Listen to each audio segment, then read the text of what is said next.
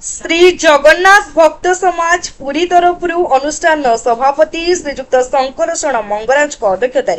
हरचंडी साहि स्थित सरस्वती शिशु विद्या मंदिर परिसर में एक स्वेच्छाकृत रक्तदान शिविर पुरी मुख्य चिकित्सालय रक्त भंडार अधिकारी सहायतार अनुष्ठित हो जाइछि। कार्यक्रम आरंभ में डॉ प्रदीप चंद्र आचार्य वैदिक मंगलाचरण पाठ करते और अतिथि मान द्वारा महाप्रभु को पुष्पमाल्य अर्पण कर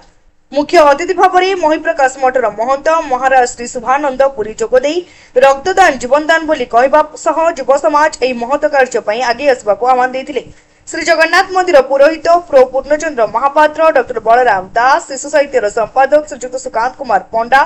जोगगुरु श्रीजुक्त रामावल्लभ महापात्र फादर बुलू नीरेन्द्र कुजुरी समाजसेवी श्री वीरानंद पंडा प्रमुख सम्मानित अतिथि भाव जोगदे रक्तदान आवश्यकता विषय कहते। एथिरे रक्तदाता भाव अनुष्ठान सदस्य सदस्य और समाजसेवी माने स्वेच्छाकृत भाव रक्तदान करथिले। इत्यवशेष अनुष्ठान मार्गदर्शक श्री भरत कुमार नायक धर्मपत्नी श्रीमती भारती नायक प्रथम श्राद्धवार्षिक स्मृतिचारण कर संपादक डॉ शशिकांत रथ कार्यक्रम परिचालना करथिले। कोषाध्यक्ष श्रीजुक्त कार्तिक साहू आलोक कुमार स्वाई डॉ स्नेहलता रथ काजल पाड़ी प्रज्ञान होता वैशाली साहू सस्मिता साहू पूर्णिमा माला प्रियंका मिश्र प्रमुख कार्यक्रम में सहायता करथिले। वास्तव में अनेक थर रक्त देइछि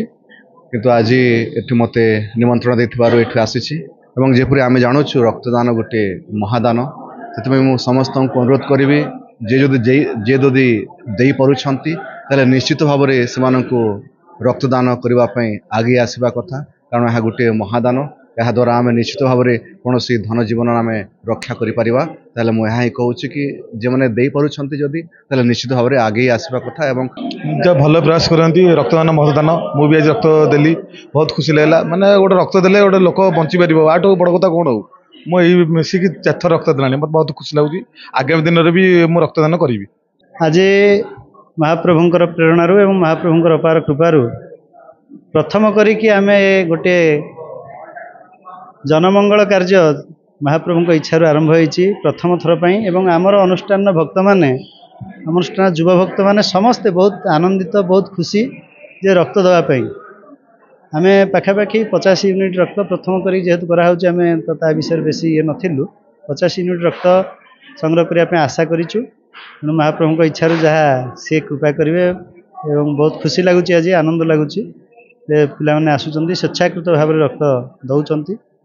पुरी रविनारायण जेना निराकार महानगर रिपोर्ट तीर्थक्षेत्र लाइव।